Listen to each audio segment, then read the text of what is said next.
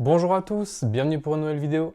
On est parti aujourd'hui pour parler de la draft NBA 2026 parce qu'elle s'annonce juste incroyable. Et dans cette vidéo, je vais vous présenter le profil des plus gros prospects de cette QV, ceux qui vont devenir les prochains cracks de la ligue. On perd pas plus de temps, c'est parti. On commence avec le premier joueur et à l'heure actuelle, c'est le joueur que le plus de scouts, de mock draft et de grosses chaînes YouTube comme la mienne voient en tant que numéro 1 de draft et c'est Darren Peterson. C'est un combo guard, donc un poste 1 ou 2 d'1m96 avec une envergure autour de 2m08. Il est né le 17 janvier 2007, donc il a 19 ans et il joue actuellement en NCAA pour sa première année universitaire à Kansas. Et franchement, le profil est vraiment excellent. Offensivement, c'est un scoreur ultra complet. Il attaque le cercle avec beaucoup de contrôle, il est capable de s'arrêter en pull-up, en mid-range et son tir extérieur est ultra smooth. Franchement, sa forme de tir est vraiment parfaite. Et quand il attaque, tout semble facile pour lui. Il joue à son rythme, sans forcer et c'est vraiment impressionnant à son âge. Il a aussi un très bon handle pour sa taille, ce qui lui permet de créer son propre tir. Et au niveau de la création pour les autres, c'est pas sa qualité numéro 1, mais il sait faire la bonne lecture et la bonne passe. C'est pas juste un finisseur, il peut aussi prendre les commandes de l'attaque par séquence pour organiser le jeu. Et contrairement à certains prospects très orientés sur le scoring, il apporte aussi en défense, c'est pas un joueur qui devrait être caché en défense. Et ça en NBA c'est extrêmement précieux. Et cette saison quand il joue, il cartonne. En 13 matchs avec environ 28 minutes de moyenne, c'est 20 points, 4 rebonds, 2 passes, une interception et demie en tirant à quasiment 50% au tir, 42% à 3 points sur un gros volume et presque 80 au lancer. La seule ombre au tableau qu'il y a pour lui, c'est les blessures. Il a raté pas mal de matchs récemment à cause de problèmes aux ischio-jambiers, à la cheville aussi. Et forcément, les scouts NBA et les GM regardent ça de très très près. S'il commence déjà à y avoir des blessures aussitôt dans sa carrière, ça peut être problématique. Maintenant, si je devais le comparer, personnellement, j'aime pas trop faire ça, mais je sais que les gens aiment bien avoir une petite comparaison pour se repérer sur quel genre de joueur on pourra avoir. Et ma comparaison, ce serait Devin Booker.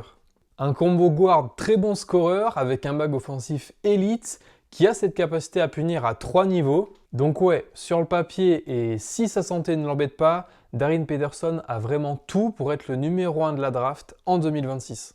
Mais en tout cas, cette QV ne se résume pas qu'à lui, il y a encore énormément de talent derrière.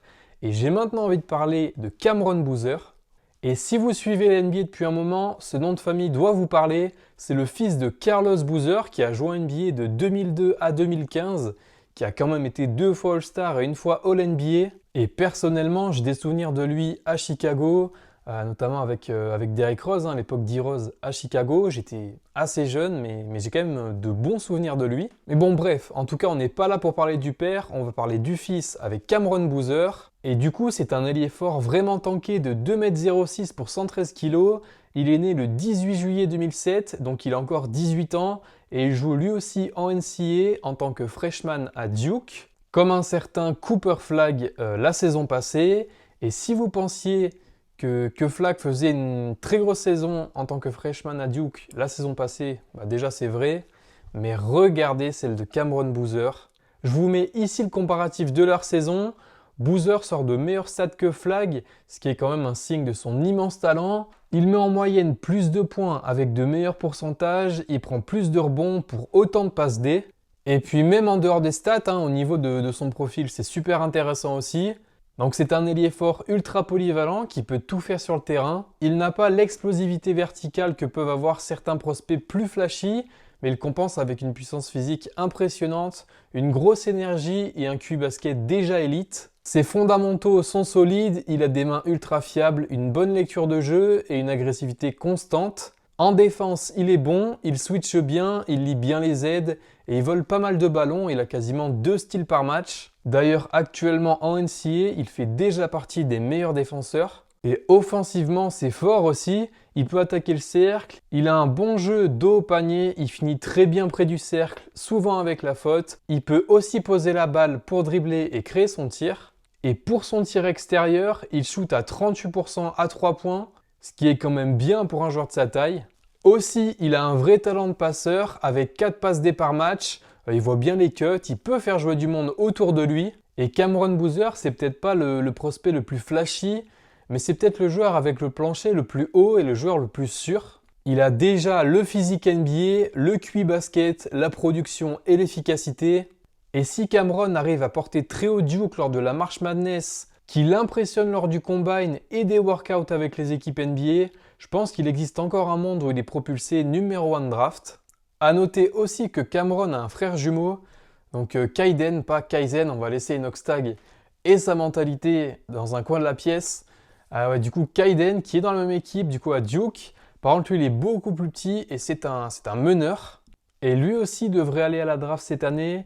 Il est annoncé en fin de premier tour, alors que Cameron est annoncé tout en haut, voilà, dans le top 3 minimum. Allez, on enchaîne avec le prochain joueur, et c'est sûrement le plus gros nom de cette draft NBA 2026. Je suis sûr que vous en avez déjà entendu parler, et c'est AJ Dibonsa. Un ailier long de 2,06 m et cette saison, il joue en NCAA avec BYU. Et au niveau de son profil, ce qu'il fait de mieux, voilà, c'est d'attaquer le panier. C'est un très bon slasher, sûrement le meilleur de cette QV. Il est capable de battre son défenseur grâce à son premier pas, d'absorber le contact et d'aller chercher les fautes. Mais Dibonsa n'est pas juste en tant que freshman, c'est le meilleur scoreur en NCAA. Et c'est vrai qu'on parle beaucoup de son scoring, mais son playmaking progresse. Il a une bonne vision de jeu, il sait ressortir proprement vers les shooters dans le corner, il est aussi capable de jouer le pick and roll en tant que porteur de balle. Au niveau de la défense maintenant, le potentiel est vraiment là. Il a la longueur pour contester, une bonne mobilité latérale et des bons timings sur les interceptions. Bon, pour l'instant, il n'est pas toujours constant, mais il a vraiment un potentiel de joueur doué. Et ce que j'aime chez lui aussi, c'est qu'il n'a pas peur. Voilà, il peut prendre des tirs importants, il veut la balle dans les moments clutch et il joue vraiment avec une grosse confiance en lui. Et cette saison avec BYU, il tourne à 24 points, 6 rebonds, presque 4 passes D avec une interception à plus de 50% au tir et 36% de loin. Et il y a déjà eu des perfs marquantes. 36 points face à Baylor, 36 points face à Oklahoma State, 43 points face à Utah qui est son season high. Il y a déjà eu des triples-doubles, enfin bref, le talent est juste immense. Et pour résumer Dibonsa, je pense que c'est le prototype d'ailier que les franchises NBA adorent. Voilà un mélange de taille, d'explosivité, de scoring et un potentiel de two-way player. En tout cas, voilà, pour moi, il n'y a pas vraiment de débat. Ces trois joueurs-là, c'est le top 3 clair de la draft 2026. Même si, comme vous avez pu le comprendre, je pense qu'on ne connaît pas encore l'ordre. Et le plus fou avec cette QV, c'est que déjà, on a 3 monstres. Et derrière, c'est encore bien deep. Je vais vous parler de quelques joueurs que j'aime bien aussi. Et derrière, il y a encore beaucoup de potentiel. On peut notamment parler de Caleb Wilson à North Carolina, un ailier fort, mobile, très long et athlétique, un excellent rebondeur, un très bon finisseur près du cercle, avec un potentiel défensif élite. Bon, par contre, au moment où je fais la vidéo, il s'est fracturé la main, je crois. Donc, il risque même de rater la fin de saison en NCAA. Mais bon, dans tous les cas, il fera partie des joueurs les plus convoités de la draft 2026. Au niveau des guards, on peut parler de Kingston Flemings à Houston, un très bon créateur, un excellent passeur, un gars toujours agressif vers le panier. Personnellement, son jeu me fait penser à un De'Aaron Fox ou un Tyrese Maxey, c'est un joueur ultra rapide. En restant sur les guards, on a aussi du Michael Brown Jr. à Louisville, qu'on avait vu notamment faire très mal à la France lors de la Coupe du Monde U19 l'année dernière. Il fera aussi partie des meilleurs guards de cette QV en étant un bon scoreur avec un très bon handle. Enfin voilà, il y a énormément de talent dans cette QV 2026. C'est peut-être pour ça qu'autant d'équipes tank.